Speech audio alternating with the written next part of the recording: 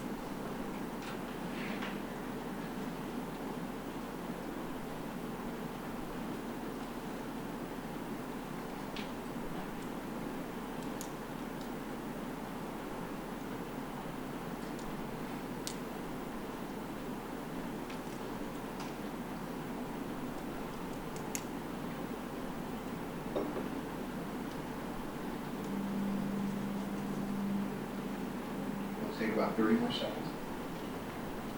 Anybody feel like that's not enough time?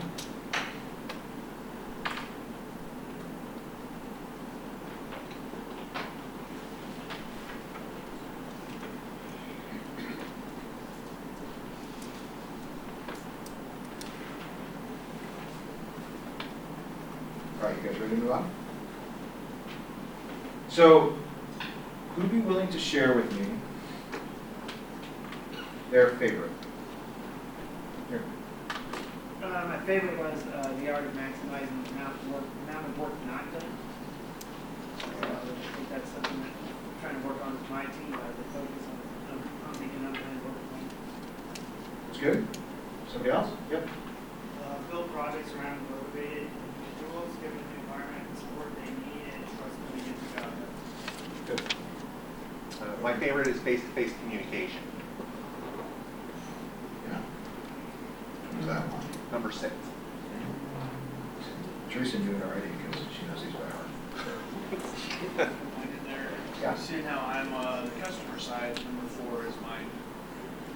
Throughout the project, customers should work together as part of the project. Yeah. Yeah. So, look, and you can see around here, favorites, there's a big variety depending on your perspective and experience. Let me ask, most important, who wants to share their most important? Somebody who hasn't shared so far. Go back here. Build projects around motivated individuals. Okay. Somebody else? 5. 5? 1. Highest priority is to satisfy customers through early continuous delivery? Yeah. I like number 2. Number 2, welcome changing requirements even late in the process. That Most implies important? that they're engaged. That's the most important one. Yep. Yeah. I'm gonna have you hold on there, okay? Yes. So look, you know, I'll tell you that my favorite is, coincidentally, the one that Billy picked, my boss. It's not because he picked it, though. That's just my favorite. I think simplicity is really important. It's one of the ways that we can drive excess distraction out of projects. What I found interesting, though, was that no one picked my most important. Teresa, you know what my most important is? Your most important one? Yeah, the most important Agile principle. 12. 12. That was my favorite. And the reason is because it's really the start of everything else. You can, as long as you can do 12, as long as you can reflect on what you're doing and agree on how to improve, you can work on all the others. So I just wanted to get you guys thinking about how those Agile principles apply to you and what you do, and how your perspective will change your view on what principles are important and what ones aren't. And by the way, I love that you jumped in and you said, hey, I'm a customer, so this is my perspective, because development teams, technologists, they don't often think in that way. What's most important to your customer? This exercise, by the way, I do this with new Agile teams a lot, and it's great because it gets the people on each side thinking about what's important to the other sides. So, just to kind of elaborate a little bit more on this, this is a Kanban board. I want you guys to look at your list and think about which one of the Agile principles, which ones of the Agile principles apply here. Anybody want to throw one out? Why do we use a Kanban board? Which Agile principles does it satisfy?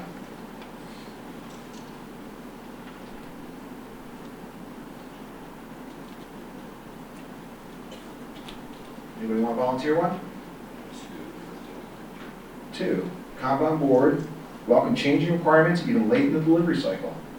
Because, right, if you've got the to-do side, you can add new requirements into that to-do side as much as you want, right? 8, Agile processes promote sustainable commitments. Why is that? Because of WIP, right? You can, if you're limiting your WIP, you can maintain a sustainable pace. Okay, I like it. Thinking about how what we use to do our job, the tools that we're using, are actually satisfying these Agile principles. So let me ask you now, what's another way that you can satisfy Principle 8, sustainable commitments? What's another way you can do that besides using a Kanban board?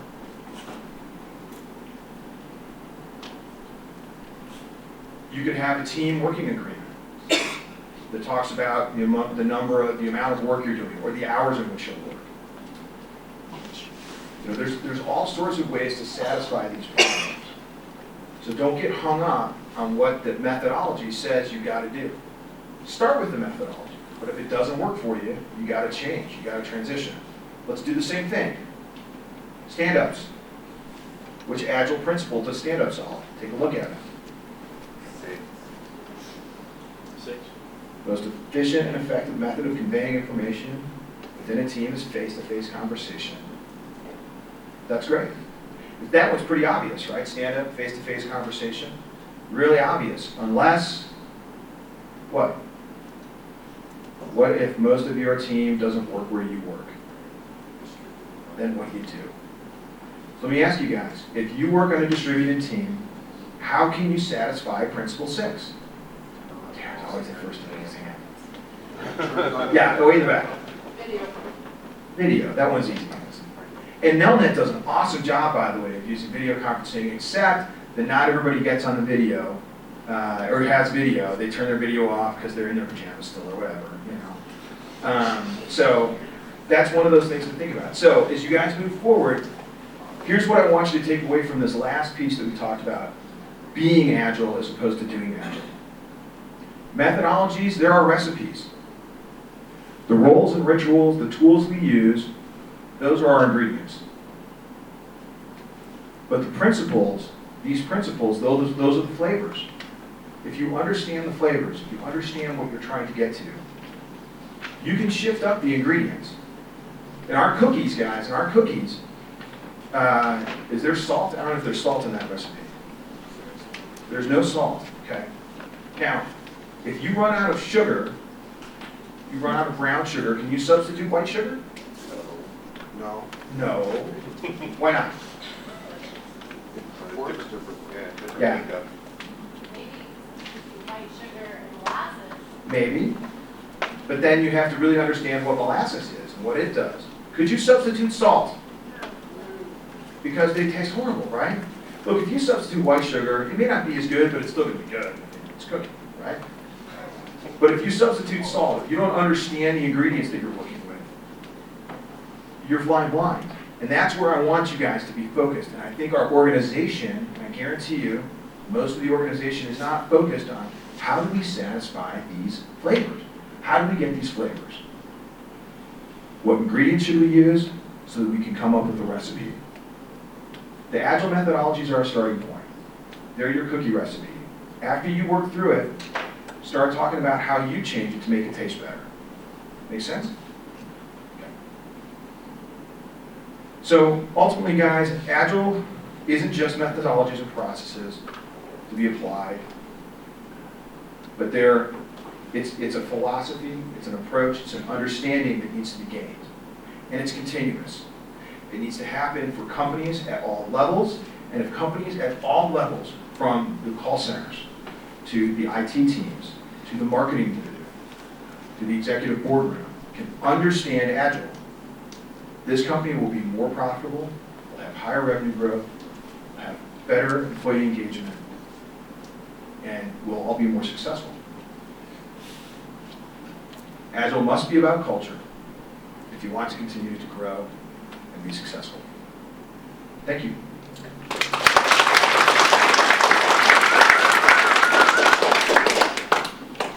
Questions, comments, thoughts?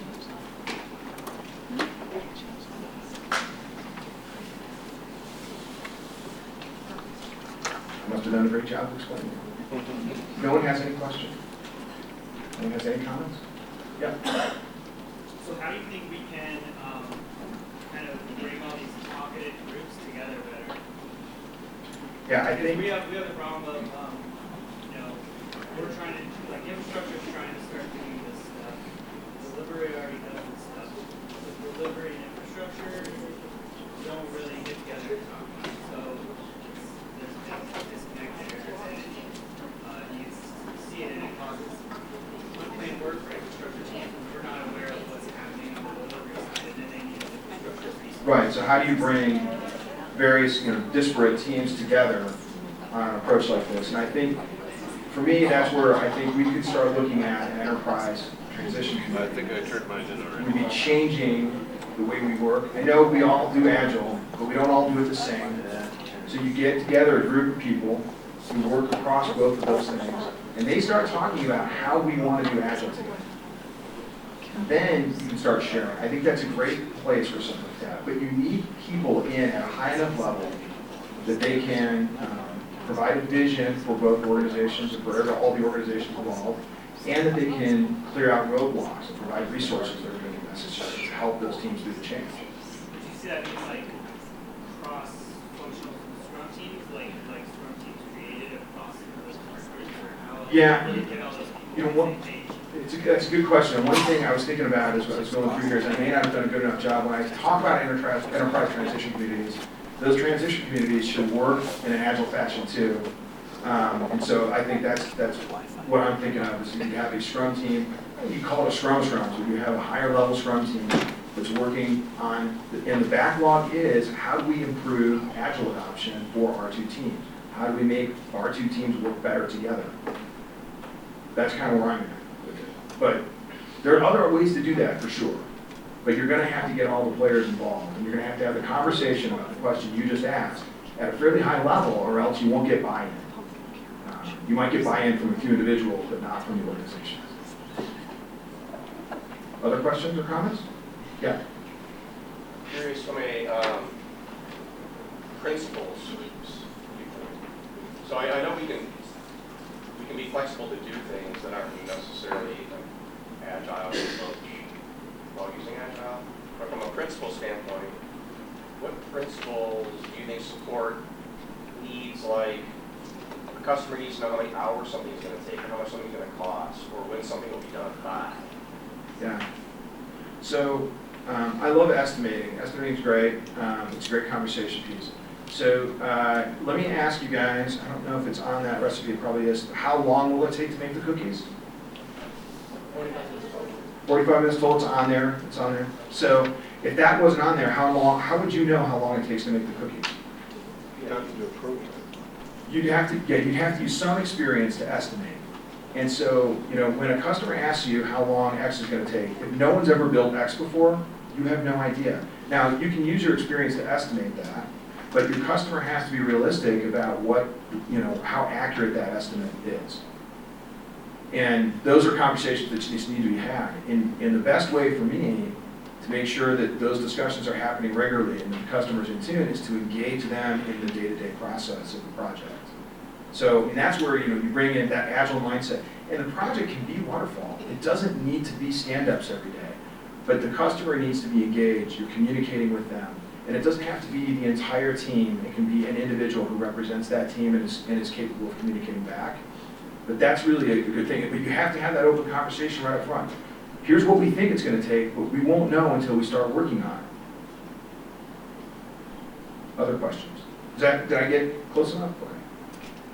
Am I out of time?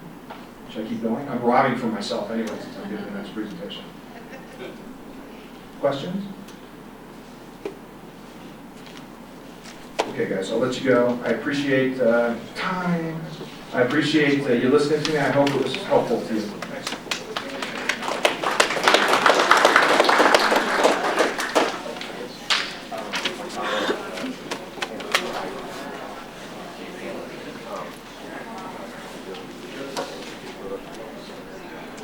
I was